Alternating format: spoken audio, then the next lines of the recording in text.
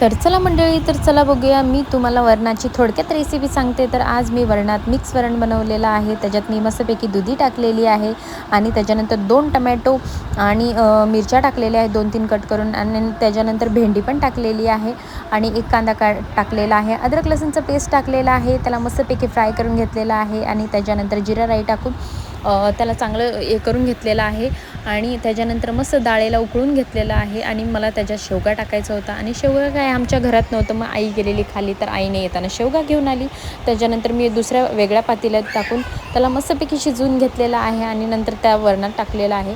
आणि त्याच्यानंतर मला त्याच्यात चिंचाचं पाणी पण टाकायचं होतं, तर चिंचाचं पाणी पण टाकून मस्तपैकी शिजवून घेतलेलं आहे. आणि आईने शेपूची भाजी आणलेली, मग त्याच्यात मस्तपैकी आम्ही डाळ टाकून, मस्त मसुरीची डाळ टाकून शिजवून घेतलेलं आहे. आणि त्याच्यानंतर भात बनवलेला आहे आणि आज ज्वारीची भाकरी बनवलेली आहे. तर या मंडळी, तुम्ही पण जेवायला, तर तुम्हाला आजचं जेवण कसं